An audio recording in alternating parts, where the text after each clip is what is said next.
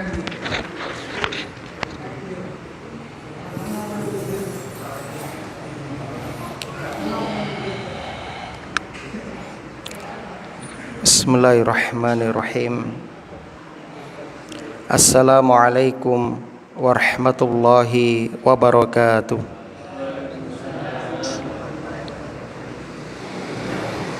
Innal hamdalillah nahmaduhu wa nasta'inuhu wa nastaghfiruh wa na'udzu billahi min syururi anfusina wa sayyiati a'malina.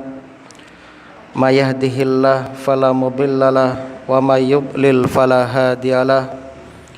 Asyhadu an la ilaha illallah wahdahu la syarikalah wa asyhadu anna Muhammadan abduhu wa rasuluh.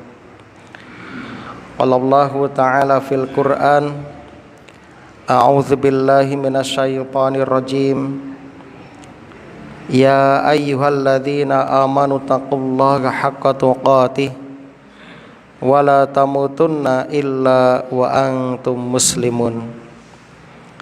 Ya ayyuhalladzina amanu taqullaha wa qulu qawlan sadida yuslih lakum a'malakum wa yaghfir lakum dzunubakum wa may yuti'illaha wa rasulahu faqad faza fawzan 'azima. Amma ba'du. Ibadallah, usikum wa nafsi bitaqwallahi faqad fazal muttaqun. Kaum muslimin dan muslimah, saudara-saudariku yang mudah-mudahan senantiasa dirahmati oleh Allah di dunia hingga di akhirat. Alhamdulillah alladzi bi ni'matihi tatimmus shalihat. Kita bersyukur kepada Allah yang dengan nikmatnya niat-niat solih hamba dapat terlaksana. Kita bersyukur kepada Allah yang masih memberikan kemudahan, kesempatan kepada kita untuk dapat menghadiri sholat maghrib secara berjamaah di salah satu rumah Allah yang penuh berkah, yakni di Masjid Al-Hikmah Gawa. Mudah-mudahan pertemuan kita ini kelak akan menjadi saksi yang akan memberatkan timbangan amal kita di hadapan Allah Jalla Jalaluh. Amin ya rabbal alamin. Dan tak lupa kita juga senantiasa memohon agar supaya Allah meneguhkan dan menetapkan kita di atas iman dan Islam, dan semoga kita semuanya wafat di atas Islam dan sunnah, serta ilmu yang kita pelajari menjadi ilmu yang bermanfaat. Allahumma tawaffana alal Islam wa sunnah. Allahumma rzuqnal istiqamah. Allahumma rzuqna husnal khitam. Allahumma anfa'na bima 'allamtana wa 'allimna ma yanfa'una wa zidna ilman. Salawat ma'assalam mudah-mudahan senantiasa tercurah limpahkan kepada Nabi kita Muhammad sallallahu alaihi wasallam, kepada keluarga dan juga para sahabatnya radhiyallahu anhum ajma'in. Allahumma sholli wa sallim ala nabiyyina Muhammad wa ala alihi wa ashabihi wa man tabi'ahum bi ihsanin ila yaumiddin. Alhamdulillah, kita melanjutkan kembali pembahasan surah Ali Imran ayat yang ke-52. Masih berkaitan dengan ahli kitab Yahudi Nasrani. Wabil khusus ayat ini berkaitan dengan orang-orang Nasrani yang mana mereka mengagungkan Nabi Isa di luar kapasitas beliau sebagai seorang hamba Allah dan utusannya. Dan sebaliknya, orang-orang Yahudi itu juga berlebihan terhadap beliau. Mereka memusuhi beliau bahkan mereka berusaha untuk membunuh beliau, menghabisi beliau dan memadamkan dakwah Nabi Isa alaihi salam. Namun ternyata Allah Subhanahu wa taala yang Maha Rahman dan Rahim senantiasa memberikan pertolongannya kepada hamba-hambanya. Di saat itu Allah munculkan di tengah-tengah mereka Al-Hawariyun. Al-Hawariyun yakni sahabat yang setia. Sebagaimana Nabi kita Muhammad sallallahu alaihi wasallam di tengah-tengah gempuran musuh-musuh Islam, Allah lahirkan di tengah-tengah beliau para sahabat yang gagah berani, para sahabat yang luar biasa dalam membela, mendukung dan tentunya membantu dakwah Nabi sallallahu alaihi wasallam. Dan merekalah umat terbaik dari umat Islam. Oleh karena itulah segala puji bagi Allah yang senantiasa menolong dan membela hamba-hambanya. Maka kaum muslimin, jangan pernah kita bersedih hati. Allah tidak akan pernah meninggalkan hamba-hambanya selama hamba itu mau menolong agama Allah, menjadi pendukung bagi Allah Subhanahu wa taala. Naam. Mari kita lihat bagaimana di antara makar-makar orang Yahudi terhadap Nabi Isa alaihissalatu wassalam. Ayat yang ke-52. A'udzu billahi minasyaitonir rajim. Allah berfirman, "Falamma ahassa Isa minhumul kufra qala man ansari ila Allah qala al-hawariyuna nahnu ansarullah amanna billah washhad bi anna muslimun." Ayat 53, Rabbana amanna bima anzalta wattaba'na ar-rasula faktubna ma'asyahidin. Falamma, maka ketika, ahassa Isa minhumul kufra, Nabi Isa ahassa, merasakan, minhumul kufra, yakni pengingkaran di antara mereka, ya, keingkaran di antara mereka, yakni Bani Israel maksudnya. Qala, Nabi Isa berkata, man ansari ilallah, siapakah yang akan menjadi penolongku untuk menegakkan agama Allah? Qala al-hawariyun, berkatalah orang-orang Hawari. Nanti kita jelaskan apa arti dari Hawariyun yang diterjemahkan dengan sahabat setia. Nahnu ansarullah, kamilah penolong agama Allah. Amanna billah, kami telah beriman kepada Allah.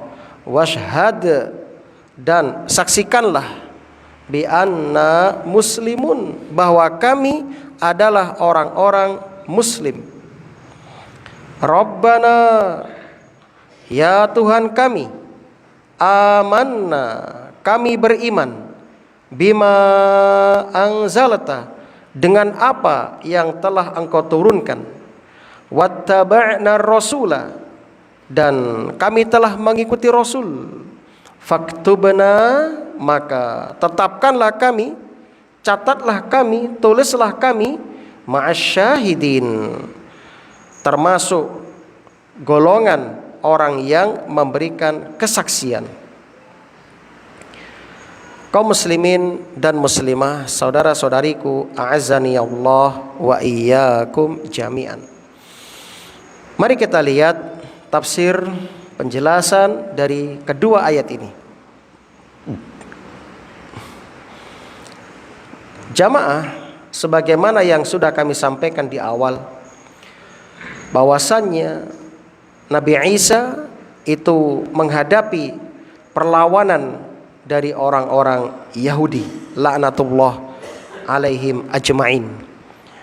Maka enggak usah heran ketika saat ini orang Yahudi terus membantai, membumi hanguskan saudara-saudara kita muslim-muslimah di Filistin.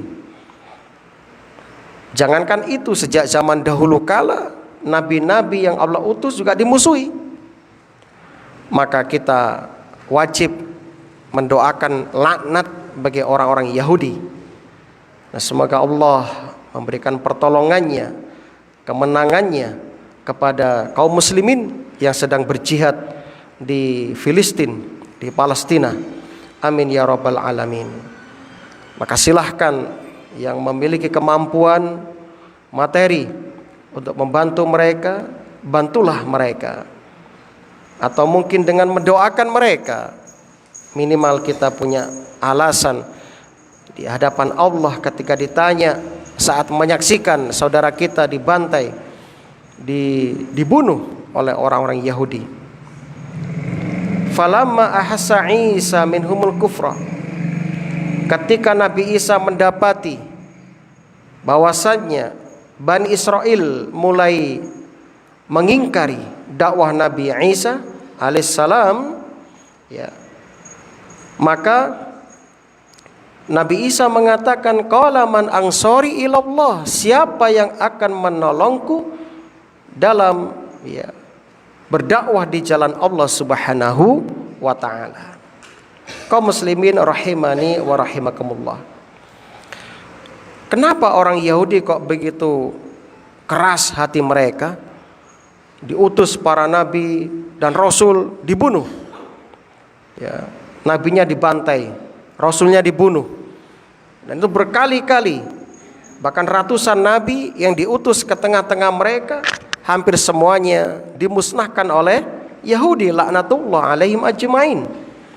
Sebab dalam surah Al-Baqarah yang dahulu kita bahas, Allah telah menetapkan khatamallahu ala qulubihim wa ala sam'ihim wa ala absarihim ghishawah walahum azabun azim. Allah telah mengunci, menutup rapat-rapat hati-hati mereka, pendengaran mereka, penglihatan mereka. Mereka punya hati namun tidak bisa memahami kebenaran. Mereka memiliki pendengaran namun tidak bisa mendengar kebenaran. Mereka memiliki mata namun tidak bisa melihat kebenaran. Padahal kebenaran ada di tengah mereka. Nabi Isa jelas diutus dengan membawa mukjizat, sebagaimana kita sampaikan kemarin. Nabi kita Muhammad sallallahu alaihi wasallam juga diutus dengan membawa banyak mukjizat. Namun mereka tetap menolak kebenaran, tidak mau menerima kebenaran. Summum bukmun umyun fahum la yarji'un. Mereka tuli, buta, bisu, dan mereka la yarji'un, tidak akan dikembalikan kepada kebenaran lagi. Sebab apa? Sebab mereka telah ditetapkan kalimat dari Allah Subhanahu wa taala, walaupun dibawakan banyak dalil, banyak bukti, banyak keterangan-keterangan, tetap mereka orang Yahudi tidak akan beriman. Sedikit dari mereka yang beriman. Allah berfirman, innalladzina haffat alaihim kalimatu rabbik la yu'minun walau ja'athum kullu ayah. Kata Allah, surat Yunus ayat 96 hingga 97. Sesungguhnya orang-orang yang telah diliputi diri mereka dengan ketetapan dari Allah, la yu'minun, mereka tidak akan beriman. Walau ja'athum kullu ayah, walaupun didatangkan kepada mereka semua bukti. Ini menunjukkan kaum muslimin bahwasanya hidayah itu di tangan Allah Subhanahu wa ta'ala. Alhamdulillah, kita termasuk yang dimudahkan untuk menerima hidayah. dimudahkan untuk menerima kebenaran. Tinggal satu, yaitu mengamalkan kebenaran dan mempertahankan amalan tersebut sampai kita wafat menghadap Allah Subhanahu wa taala. Maka jangan pernah Bapak Ibu merasa pede, merasa percaya diri dengan apa yang sekarang diberikan oleh Allah kepada kita. Sewaktu-waktu Allah bisa mencabut hidayah tersebut. Maka terus berdoa, memohon kepada Allah dan terus ngaji, mengulang-ulang. Ya. Sebab apa? Ketika Anda mengulang materi pengajian yang sudah didapatkan, maka itu menimbulkan kembali semangat untuk beramal soleh. Karena kita menyadari kita itu ya senantiasa mengalami yazid wa yanqus, mengalami pasang surut. Kadang setelah ngaji sehari 2 hari baik, nanti setelah itu rusak lagi, lupa lagi, maksiat lagi. Kemudian ketika mengulang materi lagi, semangat lagi. Makanya Bapak Ibu, yang terbaik itu adalah pertengahan. Ketika Anda sedang rajin, tidak berlebihan. Ketika Anda sedang malas juga nggak berlebihan. Nah, tapi pertengahan. Nah, kenapa? Kadang ada orang itu pas semangat overload, ya, ekstrim, soal puwateng, mari ngono, ya, kendo, anjlok, ya. Itu sulit kayak gitu. Maka yang terbaik adalah pertengahan, ya, yang tengah-tengah, tidak terlalu ekstrim, ya. Sebagaimana Rasul menyebutkan, ya, ketika ada seorang laki-laki yang rajin beribadah, tahajud, ya, sekian malam, kemudian tiba-tiba dia meninggalkan amalan itu. Ya. Rasulullah mengatakan jangan seperti orang itu. Dia sholat malam beberapa hari lalu meninggalkan beberapa waktu. Ya. Maka yang pertengahan. Ketika Anda pas teko patenge, ya juga sedang-sedang aja. Ojo ngoyo. Ya. Oh, aku lagi patengnya tak sholat 1000 rakaat misalnya. Mario telung wulan gak sholat, gak sholat sunnah maksudnya. Gak boleh seperti tapi sedang-sedang aja. Nah, setengah. Sehingga nanti ketika Anda sedang futur, ya gak kebablasan futurnya. Ketika sedang pateng gak kebablasan patengnya, tapi pertengahan, terus stabil. Nah, Nabi mengatakan ahabbul a'mal ilallah adwamuha wa in qalla. Amalan yang paling dicintai oleh Allah adalah amalan yang sedikit tapi istiqomah, rutin, continue, terus menerus. Nah, seperti itulah diri kita. Ya, seperti itulah keadaan kita. Nah, terkadang ya masjid mungkin ngundang ustadz dari luar. Ustadz, ada pengajian akbar di Al-Hikmah. Nopo temanya suami yang soleh dan istri yang solehah. Nah, setelah pengajian sehari 3 hari istrinya solehah, suaminya juga soleh. Mari ngono hari keempat balik meneh, ya begitu. Nah, ya biasalah seperti itu. Nah, nanti ulang lagi pengajian, ya disegarkan lagi. Seperti malam ini kita cas kembali keimanan kita sehingga naik lagi. Ya wajar. Nama juga manusia mengalami fluktuatif seperti itu. Nah, maka kaum muslimin yang berbahagia terus pertahankan nikmat hidayah ini.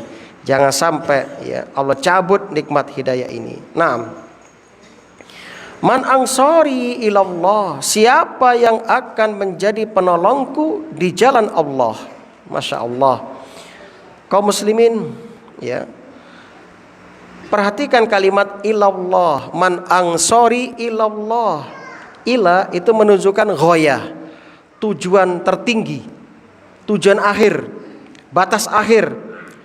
Masya Allah. Di sini Nabi Isa nggak mengatakan man ansori fillah, siapa yang menjadi penolongku di dalam agama Allah, tidak. Tapi Nabi Isa mengatakan ilallah, kepada Allah.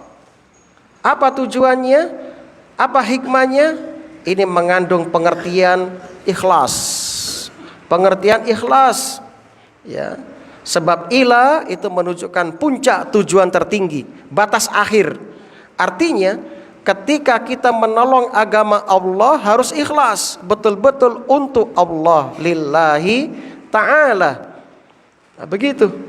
Nah, Dan ini menunjukkan juga kepada kita bahwasannya Nabi Isa itu tidak pernah mendakwakan dirinya supaya manusia menyembahnya atau fanatik kepadanya, tidak. Sebab beliau mengatakan ilallah, man ansori ilallah. Tidak mengatakan ilayya, kepadaku, enggak. Ya.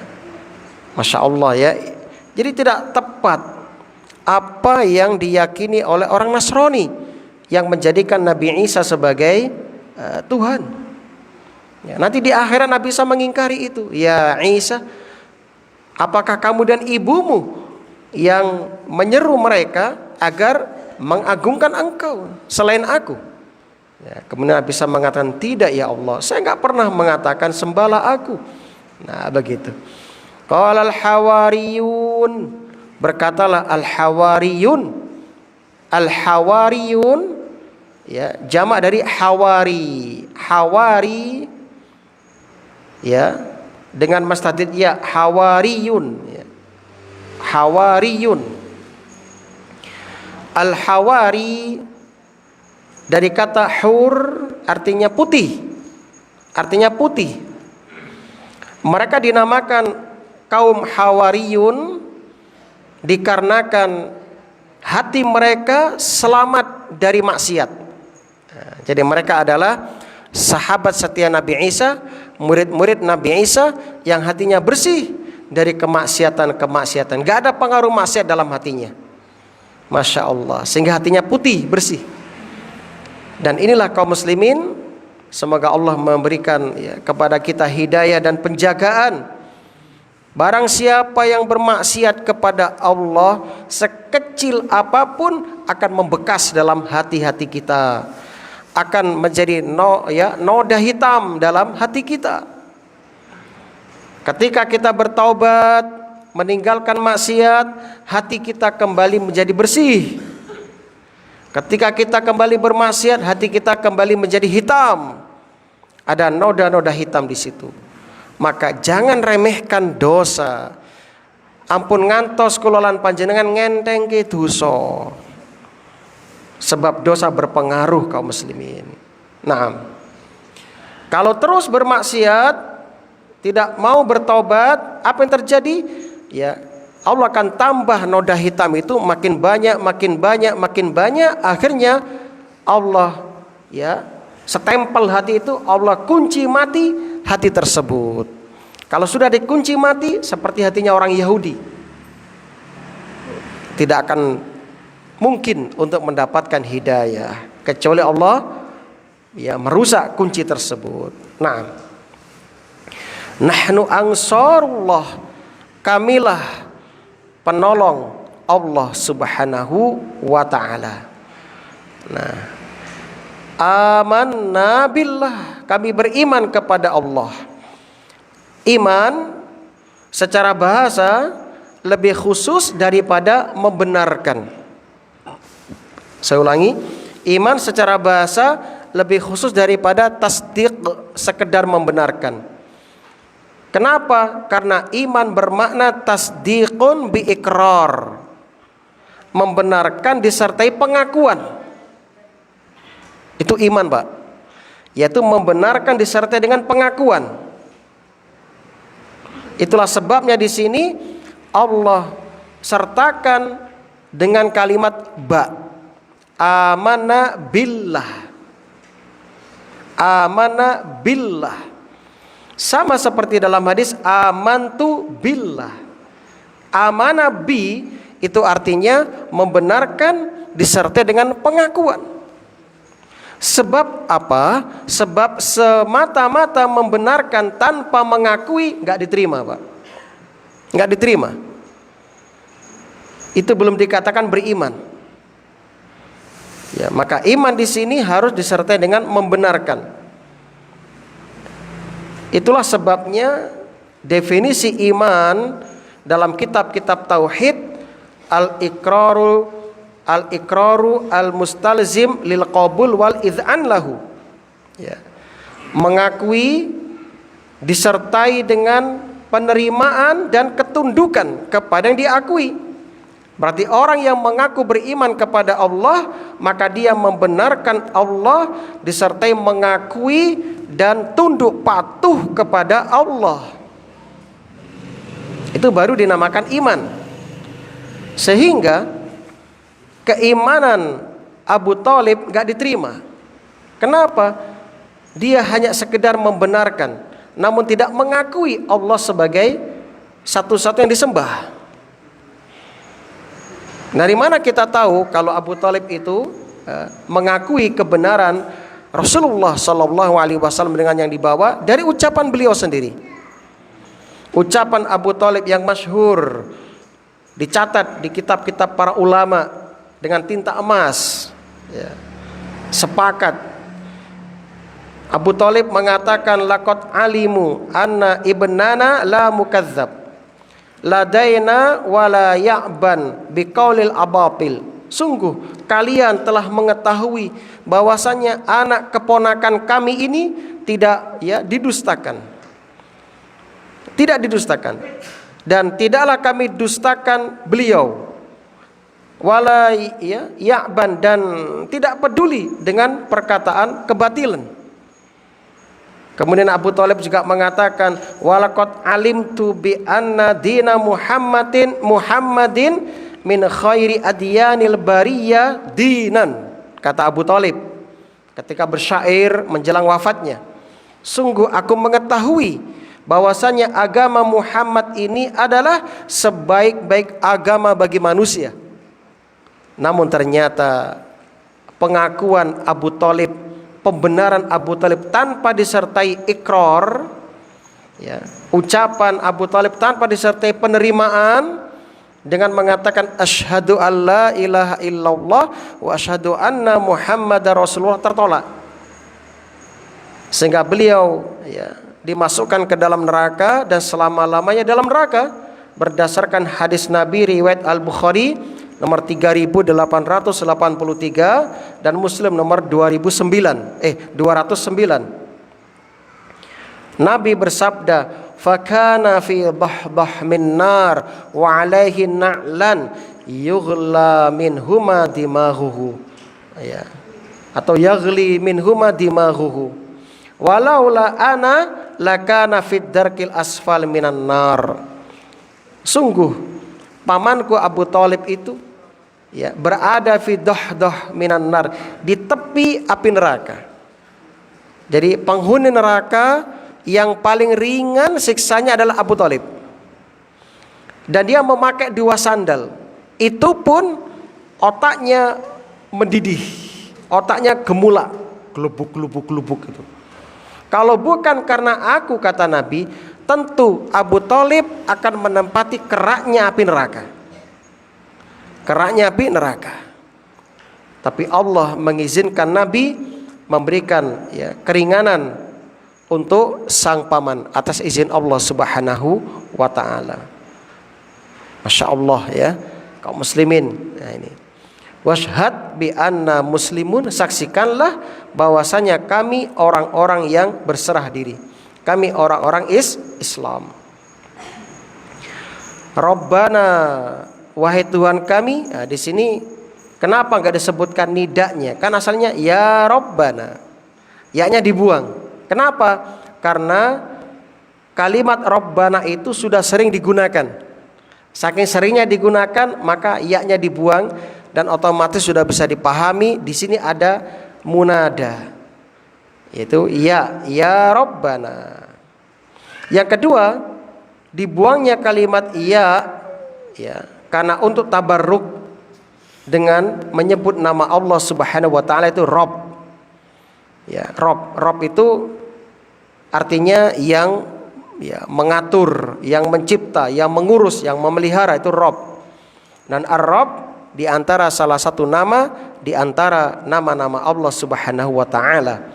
Dibuangnya ya di sini untuk bertabaruk dengan kalimat Rabbana. Makatan, wahai Tuhan kami, amanna, kami telah beriman, bima anzalta, dengan apa yang engkau turunkan, yaitu Injil yang diturunkan kepada Nabi Isa alaihissalatu wassalam. Dan juga beriman dengan kitab sebelum Injil, yaitu Taurat, yang diturunkan kepada Nabi Musa alaihissalam. Bahkan kami beriman kepada semuanya, ya, kitab-kitab sebelum itu semua. Wattaba'na ar-rasula, wattaba'na ar-rasul. Alif lam di sini bisa bermakna lil ahdi, yang artinya nabi di masa itu. Siapa itu? Nabi Isa. Bisa juga al di sini bermakna lil ahdi az-zikri, untuk mengingatkan, yakni semua nabi Bani Israel. Wa rasulan ila Bani Israel, kembali ke sana, Ali Imran 49. Ya, dan juga bisa bermakna jenis, artinya kami mengimani semua nabi dan rasul. Semua nabi dan rasul, semuanya kami imani, sebab semuanya diutus dari sisimu ya Allah. Begitu. Itu makna al di sini. Ya, bisa bermakna al lil jinsi, bisa bermakna al lil ahdi az-zihni, bisa bermakna al lil ahdi az-zikri. Kesimpulannya, mereka pengikut Nabi Isa itu orang-orang yang mengimani seluruh kitab-kitab samawi, kitab-kitab langit yang Allah turunkan, dan mengimani semua nabi dan rasul yang diutus. Sebagaimana kita mengimani semuanya. Amanar rasulu bima unzila ilaihi mir rabbih wal mu'minun kullun amana billah wa malaikatihi wa kutubihi wa rusulihi la nufarriqu baina ahadim mir rusulih. Kita juga beriman kepada semua rasul, kepada malaikat, kitab-kitab, ya. Dan kita tidak membeda-bedakan satu rasul dengan yang lainnya. Naam, itulah arti dari iman. Dan kita mengikuti mereka. Ya. Adapun kita umat Nabi Muhammad sallallahu alaihi wasallam mengikuti Nabi Muhammad sallallahu alaihi wasallam. Kita nggak boleh mengikuti syariat sebelum Nabi Muhammad kecuali atas izin Nabi sallallahu alaihi wasallam, yang diistilahkan dalam usul fiqh dengan syara'u man qablana. Syariat Nabi sebelum Nabi Muhammad sallallahu alaihi wasallam. Faktubna ma'asyahidin. Catatlah kami, ya, tetapkanlah kami bersama orang-orang yang bersaksi. Ya, bersama orang-orang yang bersaksi. Ya. Wattaba'na rasul, dan kami mengikuti para rasul dan rasul itu. Dan inilah buah dari iman kaum muslimin. Buah dari iman itu adalah ittiba kepada rasul. Semakin seseorang itu kuat keimanannya, maka semakin kuat ittibanya kepada rasul. Dan semakin berkurang keimanannya, maka berkurang pula ittibanya kepada rasul. Maka orang yang kuat keimanannya dapat dipastikan mereka yang paling kuat mengikuti Rasulullah sallallahu alaihi wasallam, mengikuti sunnah Nabi sallallahu alaihi wasallam. Dan orang yang paling lemah imannya, yang paling lemah mengikuti sunnah, dia lebih mengikuti hawa nafsu. Naam. Asyahidin, yang dimaksud dengan syahidin di sini siapa? Umat Nabi Muhammad sallallahu alaihi wasallam. Sebab tidak boleh dimutlakkan kesaksian kecuali kepada umat Nabi. Kenapa? Sebab umat Nabi umat terakhir. Umat terakhir adalah umat yang menyaksikan generasi terdahulu dan generasi di masanya itu.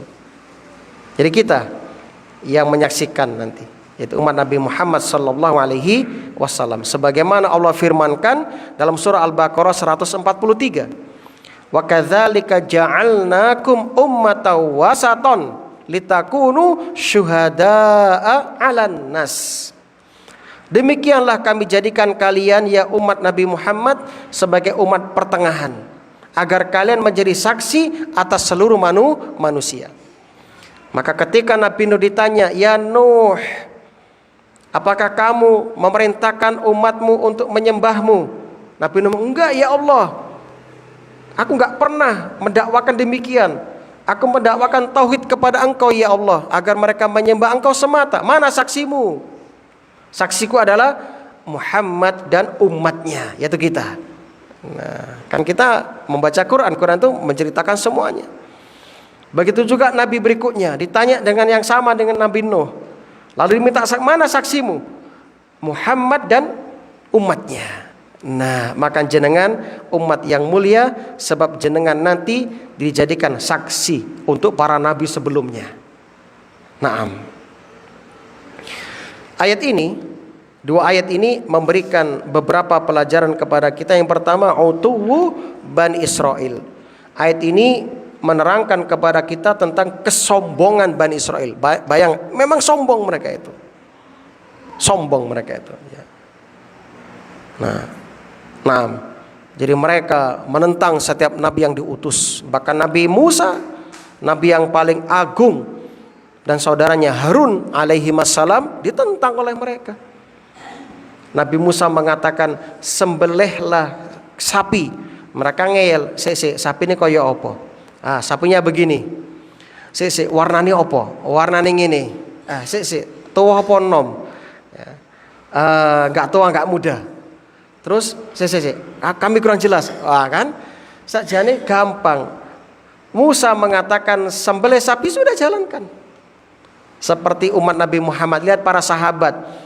Ketika turun ayat pengharuman khamr, sahabat Ansor waktu sedang minum khamr, ketika mendengar, kaum muslimin, Allah telah menurunkan ayat tentang khamr, langsung ditumpahkan yang ada di hadapan mereka. Mereka pulang, gentong-gentong gentong-gentong tempat menyimpan khamr ditumpahkan di jalan-jalan. Sehingga digambarkan di situ kota Madinah seperti banjir arak waktu itu. Nah, inilah ketaatan para sahabat, enggak pernah ngeyel kepada Nabi. Sebab ciri umat Nabi Muhammad adalah sami'na wa ata'na, itu ciri kita. Ya. Adapun ciri umat Yahudi, sami'na wa asoyna, kami mendengar tapi kami durhaka. Na'udzubillah. Itu orang Yahudi. Makanya Bapak enggak usah kaget. Mereka mengajak damai kalau sudah mau kalah perang. Setelah damai mereka rusak perdamaian itu. Besok ngejak damai lagi. Terus begitu, licik mereka, jahat mereka. Ya, seolah-olah menungso ke Yahudi itu ya. Nah, pelajaran berikutnya, di dalam ayat ini kita wajib memerintahkan supaya umat ini berlaku ikhlas. Ya. Ketika berdakwah ikhlas, ketika mengajak umat kepada kebaikan harus ikhlas. Sebab Nabi Isa mencontohkan, qala man ansori ilallah, maka ajalah umat ini kepada Allah. Jangan mengajak umat kepada dirinya, kepada kiai tertentu, tapi ajak kepada Allah. Ya. Ajak kepada Islam, ajak kepada sunnah Nabi SAW. Jangan diajari umat itu fanatik kepada kiai, fanatik kepada ustadz, fanatik kepada kelompok, tapi ajarkan umat fanatik kepada Islam. Ya. Apapun partainya, apapun organisasinya, ajarkan mereka cinta kepada Islam, supaya itu semua menjadi sarana untuk Islam. Kan begitu. Jadi tanamkan kepada umat itu cinta kepada Islam, cinta kepada sunnah Nabi SAW.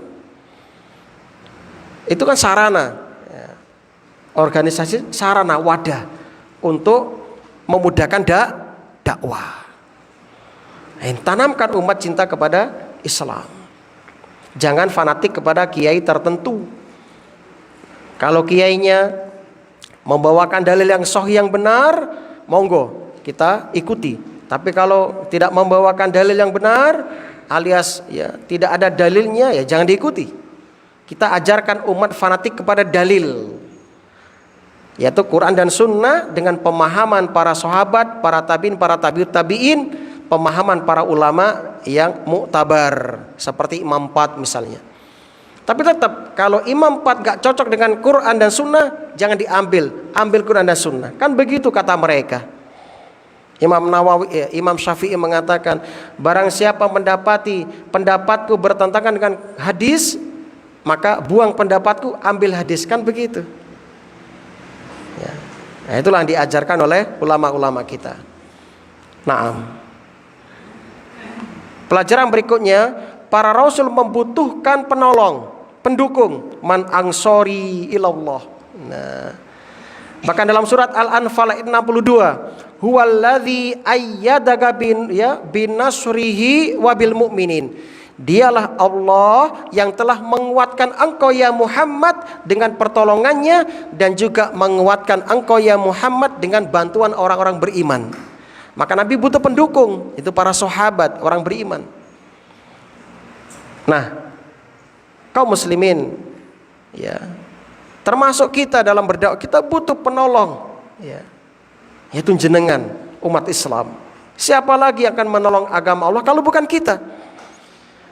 Maka semakin banyak Anda menolong agama Allah, maka Allah akan menolong Anda.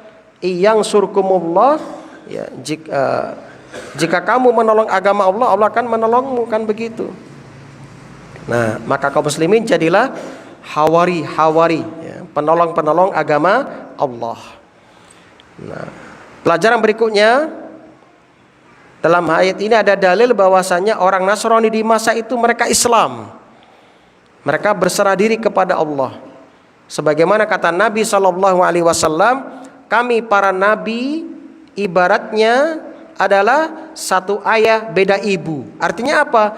Ajaran kami itu sama, tauhid, mengesahkan Allah, nyuwejake Gusti Allah, hanya menyembah Allah. Tapi syariatnya berbeda-beda. Maka orang yang beriman kepada Nabi Nuh di zaman Nabi Nuh dikatakan muslim. Orang yang beriman kepada Nabi Ibrahim dan apa yang diajarkan Nabi Ibrahim dikatakan muslim. Begitu juga Bani Israel yang beriman kepada Nabi Isa dikatakan muslim. Nah, termasuk kita yang beriman kepada Rasulullah SAW dikatakan muslim. Nah, begitu. Berarti mereka yang Nabi kita diutus tidak, ya, beriman kepada Nabi dikatakan kafir. Seperti Yahudi Nasrani sekarang. Kenapa? Nabi yang mengatakan dalam hadis Muslim, Mamin Yahudi wala Nasrani wala Majus. Tidaklah Yahudi, Nasrani, Majusi yang mendengar aku diutus kemudian tidak beriman kepadaku, maka dia masuk neraka selama-lamanya. Nah, berarti orang Yahudi sekarang harus iman kepada Nabi.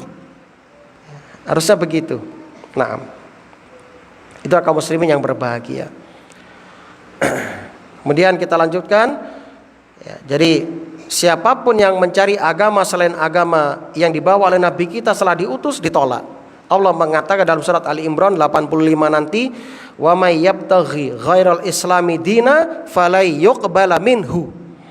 Barang siapa mencari agama selain Islam gak akan diterima. Dalam surat Ali Imran ayat 19, innad dina indallahil Islam. Sesungguhnya agama yang diakui di sisi Allah adalah Islam. Nah, pelajaran berikutnya, Masya Allah, bahwasanya para rasul tidak mengetahui perkara gaib. Sebab apa? Mereka berdoa, washhad bi anna muslimun, saksikan ya Allah kami orang yang Islam. Ya, mereka masih membutuhkan persaksian. Sebab mereka mengakui tidak tahu perkara gaib. Nah, jadi dusta ketika ada orang mengaku mengetahui perkara gaib. Nah, begitu.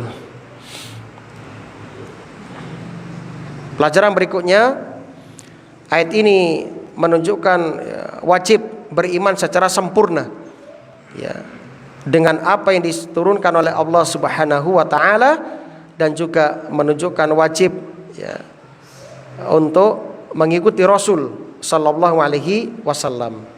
Ya, sebab diterimanya amal itu dengan ittiba kepada Nabi sallallahu alaihi wasallam. Sekira itu masih banyak sebenarnya, tapi karena waktu sudah enggak mencukupi, kita akhiri.